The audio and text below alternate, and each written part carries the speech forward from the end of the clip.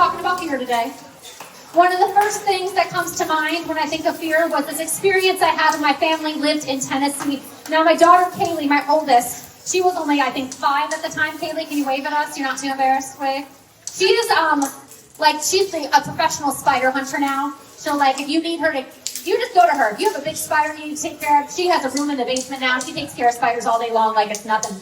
But in Tennessee, we had moved down there from Ohio, and we did not realize that critters grow a little bit larger in Tennessee. And so early on, she went into the bathroom one day to wash her hands, and I hear this yelp. And I come running over and I said, "Are you okay?" And she's just she's speechless. She's so scared. She's shaking and just like this. And I said, "What's wrong? What happened?" And she said, "Spider." I said, "Oh, did you see a spider?" She goes, "Big eyes, right? Spider." And I said, "Well, was it a big one?" She said, "Yes." I said, "How big?" And she goes, and she just kept going. And so me being a practical mom, I'm like, okay, she's exaggerating. Sometimes we do that, right? And I said, "Oh, sweetie, I'm so sorry. That's a bummer. I'll check the bathroom." I went in. I didn't see anything. I thought she saw a daddy long leg and just was exaggerating. Let it go. But then later that night or the next night, I woke up with my younger daughter to feed her and take her out. I take her out to the living room and I flip on the lights, and the walls in my living room are covered in these giant, hairy spiders. No joke. I don't know where they went during the day, but I know that they came out at night. That is I still have nightmares about this. I still sometimes feel itching on my skin at night because I picture this. I'm not a spider person. I'm not a spider slayer. It is not my thing. Sometimes the smallest fears can have the biggest punch in our lives, and fear can wear a lot of faces.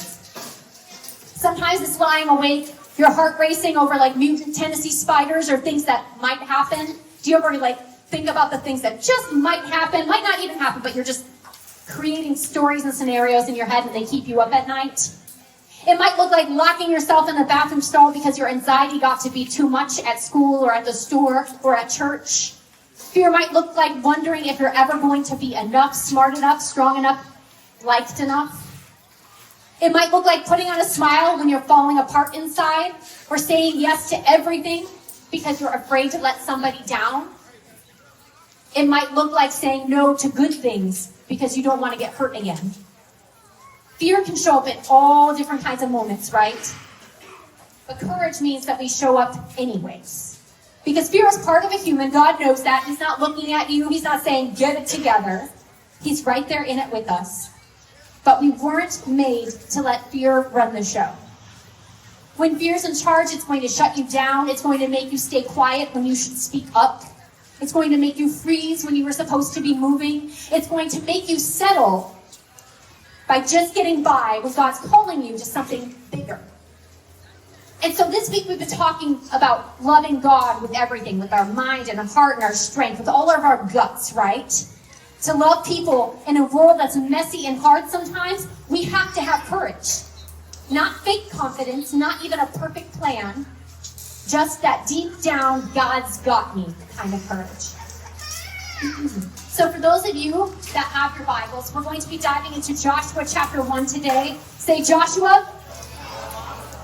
And now, does anybody know who the main character in this book is? Yes, sir. Right up front? Yes. Joshua. Aw. Here, watch your face, okay? I'm not good at throwing things. I'm sorry, Savannah. I'm sorry. Now, where we're coming in here in chapter 1, this is a major moment in Joshua's life. Before this, he had already proven himself. He was a strong military leader. He led the army in a huge battle during Israelites' journey through the wilderness. He was one of 12 spies sent to check out the promised land way back when, and only 2 of those spies came back with courage and faith and reported positive things, and Joshua was one of them. The other guy was his guy Caleb. But Joshua's biggest role to date was that he was Moses' right-hand man for 40 years.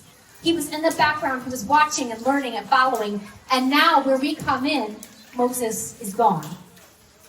Moses is that guy who brought people out of slavery, right? He parted the Red Sea. He met with God face to face. He delivered the 10 Commandments, and Moses has now died. I know. I'm sorry. You guys watched the movie about Moses last night? Wow. That's perfect. Okay, well, I'm really sorry to break the news to you. We are coming in where he passed away. He's with Jesus now. So the Israelites are still out in the wilderness. They're camping just outside the land God has promised them generations ago. Not because God forgot what he promised to them, but because they kept getting in their own way. They complained, they built idols, they got scared of challenges, and basically they kind of self-sabotaged every step of the way and delayed the process to getting into the promised land. But Joshua has stayed faithful. Even when the people around him gave up or gave in, he kept trusting God. And now the responsibility of leading this whole nation is on his shoulders. And so let's pause for a sec, okay? Most of us probably have never been second in command to a prophet or lived in a tent for 40 years. But we can still relate to Joshua here, okay? He's stepping into some big shoes. People are probably comparing him to the guy that he's followed.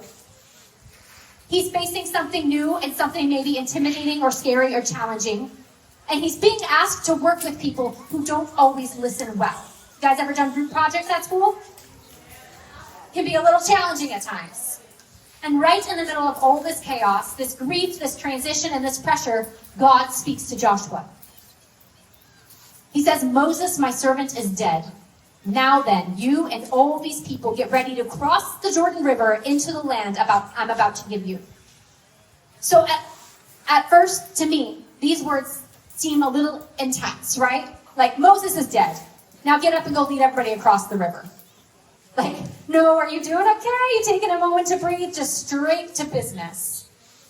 But I don't think God was being cold or unfeeling. I think he was calling Joshua to step up, not because Moses didn't matter, but because the mission was still moving forward, and Joshua was the one that God had chosen to lead next. And it kind of reminds me, in a really silly way, of when my kids wake up on a Saturday morning. Because they'll like stumble out of their rooms half asleep, their hair sticking up, their eyes barely open.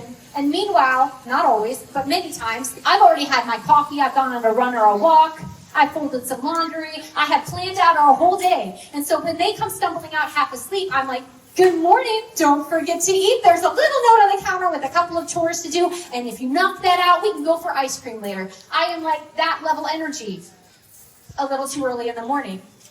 And they're just standing there like, wait, what happened? Like they're still rubbing stuff out of their eyes. Do your parents ever do that sort of thing to you? Yes. Monsters. I'm so sorry. We're terrible.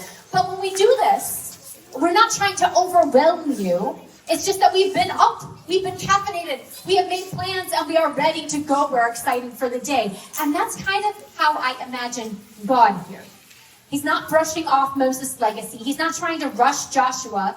He's just been preparing for this moment for like a long time coming, right? He and Moses had already talked about Joshua taking over. God's been waiting for this baton to pass, and now it's time to move, and so he's pumped. And let's be real, if God waited until I felt ready to do anything big, I would never move at all. That's just the reality of it. God wasn't excited, just excited to win battles. He was excited because his promises were about to unfold. Are any of you in here like really like bad at keeping surprises, keeping secrets? No, some of you are really good at it. I appreciate that. I can keep a secret all day long, most of the time.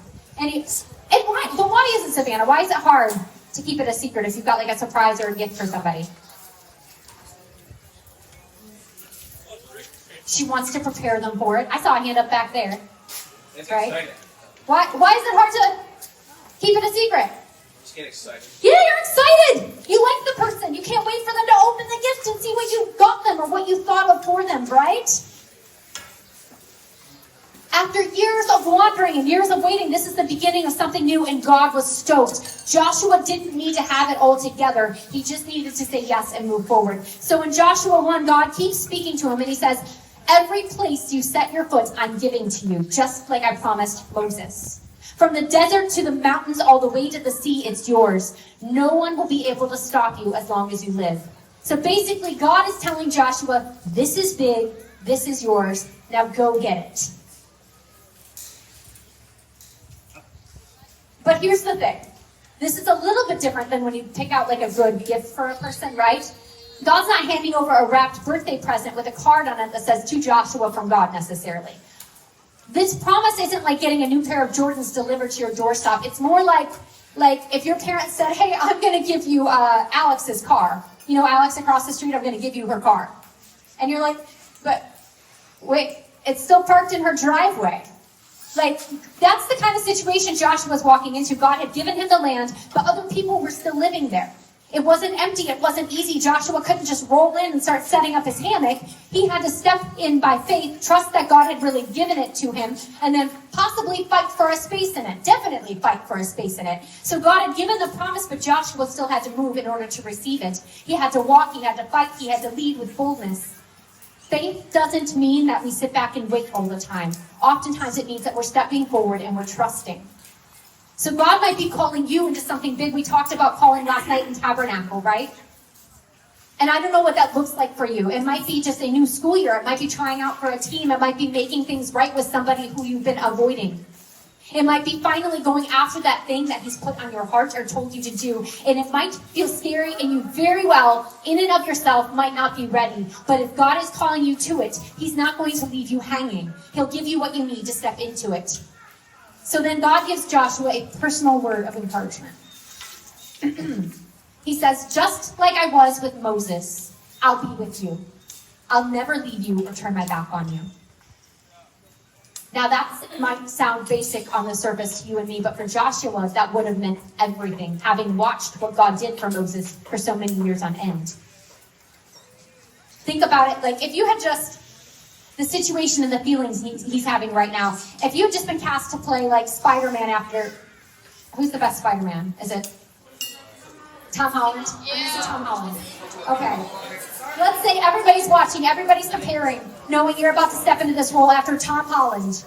And you're thinking, what if I mess up? What if I'm not good enough? That's the pressure he's feeling. He's stepping into Moses' shoes. Moses, the guy who called down plagues, split the Red Sea, talked to God face to face. It's a hard act to follow. And God is right there assuring him, hey, I'm not just the God of Moses. I'm your God too. I was with him, and now I am with you, and I am not going anywhere. You can count on me. All of his faithfulness and his power are available right away to Joshua. He's not saying, I'll help you later when you've proven yourself to be a good leader in the position of Moses. He's not saying, you'll get 50% of my help until you level up. He gets all of God's support instantly, no conditions, no earning it. It's like if you were to join a new team, and instead of the coach saying you're a freshman, so you're going to maybe get the older gear, and maybe you're going to have to show up to practices but sit on the bench during the games. Instead, he hands you the best jersey, some brand new shoes, and sends you out on the court first thing, saying you're part of the team now. You get everything else, everything everybody else does. Let's go. That's the God of Joshua. That's your God. That's my God. When you trust in him, he doesn't hold back. He does not give you leftovers. He gives you everything he's got. And so with that, God gives Joshua some instructions to carry with him into the new season. And verse 7, he says, be strong and very courageous. Say to your neighbor, be strong and courageous. Excellent. He says, be careful to obey all the law my servant Moses gave you. Do not turn from it from the right to the left, that you may be successful wherever you go. He says, keep this book of law always on your lips. Meditate on it day and night so that you may be careful to do everything that is written in it. Then you will be prosperous and successful. And verse 9 says, have I not commanded you, be strong and courageous. Say, be strong and courageous. Do not be afraid. Do not be discouraged, for the Lord your God will be with you wherever you go. That phrase, be strong and courageous, it's not just something God said to Joshua, like this is a one-time pep talk from God. It actually shows up 11 different times throughout the Bible. And that phrase, do not be afraid, that's in the Bible like over 100 times. So fear isn't just a Joshua thing. It's not right. I did not actually. Was that in your Devo? Thank you, Jesus. That's amazing. So this is not just something Joshua's struggling with. This isn't just a struggle of mine. I think it's something that everybody deals with. When I first started learning about Jesus, I actually had severe anxiety. Like I was in counseling, I was on some strong medications, I slept 1 to 2 hours a night, and I could barely make it throughout the day without having a panic attack. If I had a day where I just had one panic attack, I called it a win. That's where I was at in life. And so when I was investigating, I didn't become a believer right away when I started reading the Bible. And so early on when I was reading the Bible and I would see verses like, don't be afraid, I'd get discouraged and I'd even get like a little frustrated. I would feel like God was asking us to do something that I couldn't. I remember thinking, how can I be brave when I feel like I can barely breathe? But over time, I realized something important, that God is not trying to hand out impossible commands for you and me. He's not saying, get in together or else. He's saying, I know the fear is real, but I'm here, and I'm not going anywhere. God knows that we panic. He knows that we stress. He knows that we overthink. He knows that we freeze up. He is not mad at us for feeling that way. But I also don't think that he says, be strong and don't be afraid on repeat, just because he doesn't like our anxiety or just because he feels badly for us. Like, oh, be strong, be brave, don't be discouraged. I don't think it's in that tone. I think he says it for the same reason a good soccer coach or a good band director or a good theater teacher will push you before a big moment. God gets that fear can hold us back. When I was younger, there was a soccer team one year that we played against that. The first game we had with them, I remember really just assuming, I thought we had that game in the bag, okay? We showed up, and this soccer team, they were called the Flamingos. They had chosen their colors. Their colors were pink and purple. Before their first game with us, they had gone to one of the girls' houses, and they put glitter in their hair and painted their nails to match, right? And done all the things, and we were like, we're going to crush them. These girls are so focused on their makeup and their hair, they're not going to know what's happening on the field.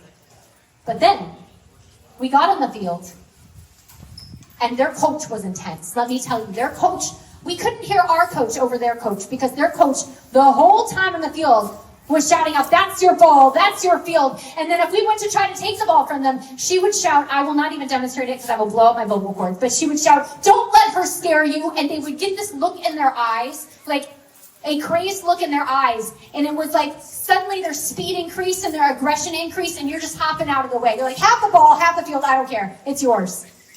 They had this coach that ingrained in them, seriously, during their practices, during the games. Don't be afraid, don't be scared, move forward, that's your field, that's your goal, that's your ball. She wasn't doing it because she hated when they were scared. Your coach and your director, it's not that they don't want you to be afraid. I'm sure they don't. Being afraid isn't fun. But they don't want fear to make you miss your moment and miss your goal. Just like they know what you're capable of. They see the goal ahead, even if you're too nervous to. And God is the same way. He calls you to courage so you can see the victory. He's reminding you, don't let fear make you miss what I've got for you. And thankfully, for people like me and maybe people like you, courage isn't a feeling. You don't have to feel brave to be brave. Isn't that great? Look at your friend next to you and say, you don't have to feel brave to be brave. I have this little phrase that I've been saying to myself for years since I was probably 19 years old, especially when anxiety kicks in. My kids probably get tired of hearing it because I tend to say it a little too much, and I say it at inconvenient moments, like if they wake up because there's a sound in their closet and they're getting afraid of it. I'll say, that's okay, honey. My youngest will be like, I can't go back in my room tonight because I feel afraid. And I'll say, oh, actually, honey, you can be scared, but you can still be brave. We're going back to our room. You can be scared and still be brave. It's a beautiful thing. But that's the kind of courage that God talks about. He isn't talking about loud or aggressive courage. He's not talking about a feeling. He's not talking about pretending you're fine when you're falling apart. He's not talking about doing something wild to show off and pretend that you're fearless. God's kind of courage can be quiet and steady.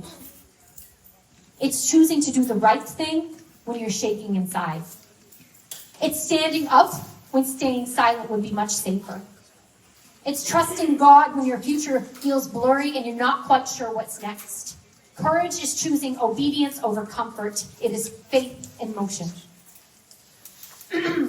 I feel like today, sometimes we'll call it courage when people talk about fighting for their rights, or shouting who they are from the rooftops, or calling somebody else out because they offended us.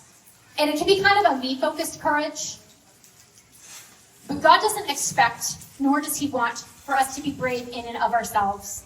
Instead, he calls us to a courage that's rooted in his love, and it's fueled by his promises and his plans. So knowing this, One finger in the air, please. Thank you. I can have courage when I am lacking because he is my provider. Say, I can have courage. I love it. Good job. You can have everything you need to survive at your fingertips and still feel like you're lacking things. It might be the confidence that you feel is lacking. It might be peace. It might be real friends. It might be the energy to keep showing up. It's a Friday and camp week. It might be that you feel like you're lacking energy. It's okay. Sometimes it's that your hope feels dried up. Those are the moments where fear likes to creep in. Right when you're worn down, it starts whispering that you don't have it in you to make it through, that nothing's going to change, and it's always going to feel this way. And that's a lie. Courage might start to slip not because you don't love God, but because you're simply tired, and for a moment, fear sounds louder than your faith. One of God's names in the Bible is Jehovah Jireh. Say Jehovah Jireh. It means the Lord will provide. It's not just something he does, but it's who he is. It's built right into his name. That means that even when you're running low, God is full and overflowing. When you don't feel like you've got enough to do what it takes to handle the task in front of you, he's already got a way forward for you. Sometimes God wants us to realize that you and I are not the ones holding things together. He is. And sometimes to let us face tough or stretch situations just so we can see him clearly show up and show off. If you guys are familiar with Gideon, you've heard of Gideon in the Bible possibly. He was leading an army of like 32,000 soldiers to fight off the Midianites. An enemy so big the Bible says that they were like a swarm of locusts. But God told Gideon, you've got too many men fighting them. If you win this with this army, Israel will believe that they did it themselves.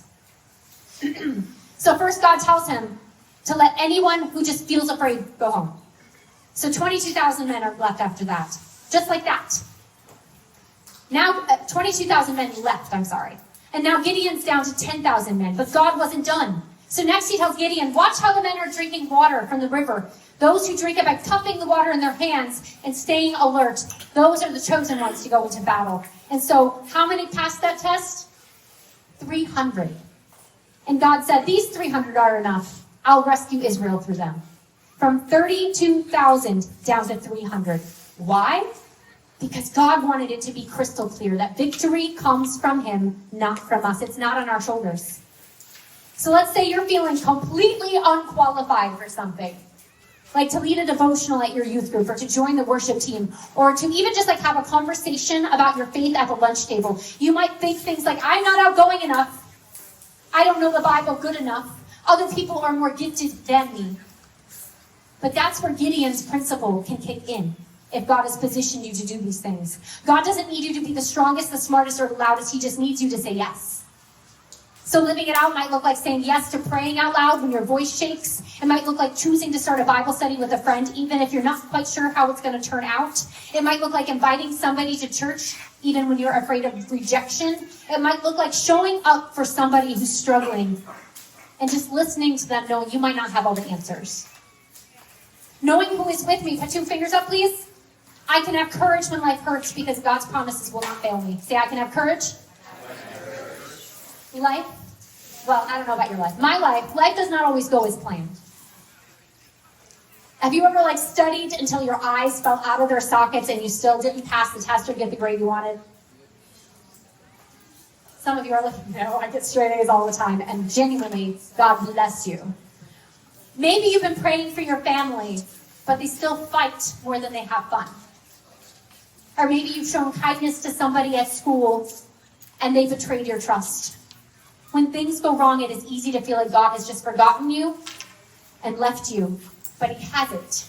In the thick of it, his promises are still true. God never promised that we were not going to face trouble, but he did promise that he would be with us, Joshua 1:9. He did promise that he'd work out all things for our good in Romans 8:28. He did promise that his love would never fail in Psalm 136:1. So when everything around you feels like it's breaking down in this season or in next season, you can stand strong because God's promises are there to hold you up. Courage is not the absence of fear, we said. It's knowing that you can trust God's unshakable promises when you're in the thick of life.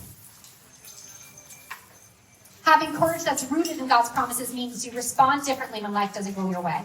So if you do fail a test, right? You don't have to spiral. You don't have to say, This defines me. You can ask your teacher for help or hit up a friend who's good at the subject and ask for study tips. When your home life feels unsteady and tense, you can still show up and carry peace in you. You can pray God be in the middle of this and carry yourself with calm even when it's hard. If a friend hurts you or betrays your trust, you don't have to clap back. You don't have to post about it. You don't have to gossip about them. You can pause and ask God to help you forgive and surround yourself with friends who will build you up in your faith. That's what courage looks like, not being fearless, but trusting God when things are frustrating, awkward, or painful. Because when your confidence is rooted in Him, we can keep going, even when life gets messy. Can you show me 3 fingers? I can have courage when I am weak, because God holds the power. Say, I can have courage. That was quieter than last time. Can you be louder? I can have courage. I can have courage. Give your neighbor like a little fist bump. Make sure that they're awake. I know it's hot outside. You guys are awesome. So when you are overwhelmed with school, with friendships, with pressure, or life in general, it can be easy to feel small and tired, like you are running on empty with nothing to offer the world. But that feeling is not the end of the story. It is actually where God steps in. God does not wait for me to be strong enough. He is my strength. When you're at your lowest, God's power can shine the brightest. Just like a flashlight is most useful in the dark, right? God's strength shows up best when we are weak. So if anxiety hits you before a presentation or a game or a big moment, and your hands are shaking and your heart's racing and you want to back out, you can say to yourself, you can say to God, God, I feel weak, but you are with me. Be my courage. If you feel left out or lonely, you're not invited to the group hangout again. You can talk to God honestly and say, God, this really hurts, but I know I belong to you. And then you can look for a person who might be feeling alone like you and let your pain grow your empathy for them and build a friendship with them. When you mess up big time and shame hits hard and you want to hide, instead of pretending like you're fine and brushing it over or denying it, you can go to God and say, God, I messed up and I need your grace. Help me turn this around. You can have the boldness and the courage to apologize to the person you wronged. When you feel spiritually dry or just unmotivated in your faith, you haven't prayed in a while, you feel distant from God, you can say, God, honestly, I don't feel close to you right now, but I really want to be. Help me find my way back. And you can let somebody trustworthy know where you're at so that they can encourage you in that and help you build better habits and build up that relationship with God again. God shows up strongest when you feel weakest. We don't have to hide our struggles. We can lean into them and let Him work through them. So, especially those of you that have been in here with me this week, what have we been talking about this week? What are our 2 primary purposes, like the 2 commandments that God really emphasizes for us? Or if you've not been in here, you might know. Yes, friend.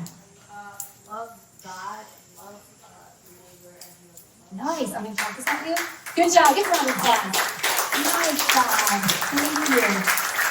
And we said, if we love God with all of our guts and love the people next to us, that might mean that we are being called out of detachment into a lifestyle of grace. We're being forgiven by God and we're extending forgiveness to the person next to us. It might mean that we're called out of a world of distraction and into a walk of worship. So we're setting our eyes on the only one we're celebrating. It might mean that we are leaving a life of confusion where we try to define ourselves and we're leading into an identity secure in God and defining ourselves by His character rather than our culture. Today, we're talking about how we have been called out of fear and into courage. And this might be one of the hardest calls, for me at least, to answer because fear is loud. It shouts worst case scenarios. It replays your failures on repeat. It convinces you to stay small. And it is so easy to let fear draw a line around your life to settle for safe and normal or just getting by instead of stepping into what God made you for. But here's the truth. Fear will do more than just keep us in a safe box. It's going to shrink our future. It's going to drain our strength. It's going to twist our thoughts. It'll make us believe we're not enough now and we never will be until one day you're not even fighting with it anymore. You're just trying to keep your head above the water and letting fear run the show. Courage doesn't need you to wait until you feel ready. It starts right where we're at today. It speaks up when our voice shakes. It takes one step forward when all you want to do is freeze. It looks fear in the eyes and it says, you don't get to write my story. God does. This calling is close to my heart. I shared this a little bit earlier, but it's especially close to my heart because before I was a believer, I did have severe anxiety. I actually grew up in a household. My dad, I love my dad, so this is not me saying terrible things about him by any means. But from the time I was little, Have you ever had somebody look at you and say, you're just like your mom or you're just like your dad? I heard that on end when I was little. But people usually weren't saying it to be nice. They were saying it because my dad, from the time he was very, very young, before they even had a name for it, had anxiety disorder. And he would have panic attacks day in and day out. And it defined his life. It defines his life today. He's never left the town that he grew up in because it's too hard for him. He has that level of anxiety. And so my dad would hear people say this, and he would agree with them, and he'd say, Jamie, you're just like me. And he would tell me what my life was going to look like, because he already knew, because he already had lived it. And he wasn't doing this to be terrible to me. I think he thought that I would feel like I had an ally with me that understood it when he would share these things. And so I lived in this world that felt very small from the time I was very small. From the time I was very, very young, I would wake up at night with panic attacks. And as I got older, they just increasingly got harder and more frequent. And eventually I got to middle school, and I was, thankfully, my parents were very loving. My mom was very loving. She put me in counseling.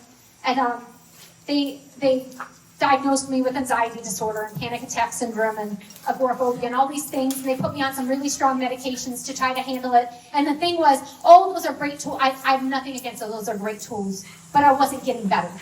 I was getting worse and worse. It got to the point where in the mornings when I had to go to school, I would wake up, and because my house had dark windows and you couldn't see outside, and it scared me so much, I'd be like, it sounds funny. It wasn't funny. I'd be army crawling through my house so that nobody that might be outside those dark windows could see me, because I was so afraid of what was out there. It meant that when the bus was coming, I would be fighting off a panic attack so that I could open my front door and go out to the bus. It meant I would get to school and I'd be hiding out in the bathroom having panic attacks because I was so ashamed at how much fear was gripping me over the smallest things. It consumed my life. It was my life.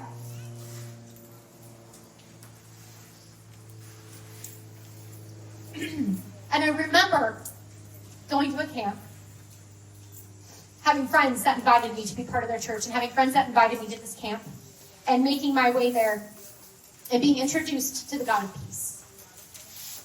I didn't know that God was a God that carried peace. I didn't know that I was a person that could carry his peace with me. And I remember the night that I gave my life to him, and I still have the journal from back then. My literal words were to him, I don't know why you would want my life, what you would want to do with it, or how you could work through my life at all. But if you're willing to take it, I'm willing to give it to you. Now, life did not just go like this and change because of that. Life is still life, and life can still be difficult. And you can still deal with really real things after God comes in and comes alongside you in the struggles. But what I will say is that he did meet me in that level of anxiety and bring a level of peace I'd never experienced since I was very small. I will say that 3 weeks after that encounter with God, when I invited him in and started reading my Bible and started following him, I went back to my counselor and I walked in the room. And mind you, I was a new believer. I didn't even process what the Lord had done in my life. I walked in the room with this counselor. I went to sit down and she looked at me funny and she said, what happened since the last time I saw you? Your entire countenance has changed. Do you know what countenance is? It's your demeanor. It's your face. It's how you present yourself to a room. I did not even know how to communicate to her because God had been so good to come alongside me and cover me in his peace. It was such a smooth thing that I had not even fully recognized what had happened.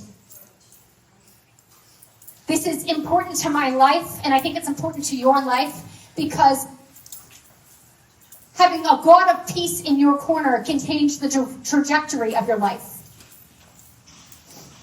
It can change what your future looks like, but it can also change what your present moment looks like. It can change what your testimony is. It can change your story. It can open up a world to you that you might not have had available had you continued living within the boundaries of fear.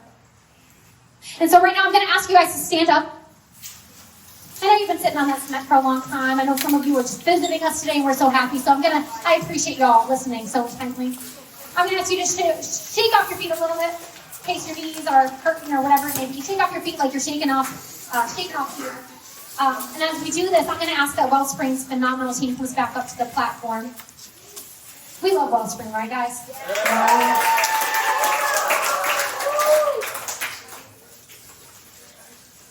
Today we've been talking about fear. The fear of not being enough. The fear of failure. The fear of being alone. The fear of letting people down. The fear of stepping into something new when everything in us wants to stay where it feels safe. As a believer, we've said fear does not get the final say in our story. God has invited us out of that fear and into courage, not a fake put on a bravery, but a real courage that says, God, I trust you. I trust you more than I trust my fear. You are bigger than it. You are stronger than it. You are mightier than in it. If you have had fear that has been weighing you down, if it has been stealing your voice, holding you back, or keeping you stuck, if it has made you believe you're not enough or you can never break free, and you are ready to shake off that fear today, to stop letting it have a chapter in your story, to start walking in the courage that God has already spoken over you, this is your invite today. As we go into worship, I invite you to lay that fear down at God's feet. Say, Jesus, I don't want to carry this anymore. I don't want it to define me anymore. I don't want it to have power over me anymore, but I need you to walk with me in it. And invite him to walk beside you and encompass you in his peace and in his courage. If fear has had that say in your life, and you could, let me tell you what, fear is one of those things, sometimes I need people to come alongside me. And you're in a place that you could really use somebody to come alongside you, to pray against that fear and invite God in. If that is you today, as we go into worship and as the rest of us are praying up here, counselors, can you raise your hands? If you're a counselor, phenomenal. You guys love your counselors, right? Counselors, if you could be so kind in all of your tiredness and awesomeness, to kind of spread out around the back edge and side edges of this pavilion. If you are needing somebody to come alongside you and pray for you and pray against that fear and invite God in today, while the rest of us are worshiping, I would like you to go back to your counselors and speak to them and have them come alongside you and pray with you. You could even bring a friend with you back there to do that, right? We can do that, come alongside one another. So wherever you're at, whether you're going to be praying to God right now, worshiping right now, or going back to a counselor, I ask that you dig in right now, that you don't start talking to one another or disrupting in any way, that you come before Jesus in some way. And I promise you, I will come back up here and I will wrap us up. But for now, let's have a moment with Jesus in one of those ways, okay? Thumbs up. Holy Spirit, we invite you in this room as we go into worship and a time of prayer.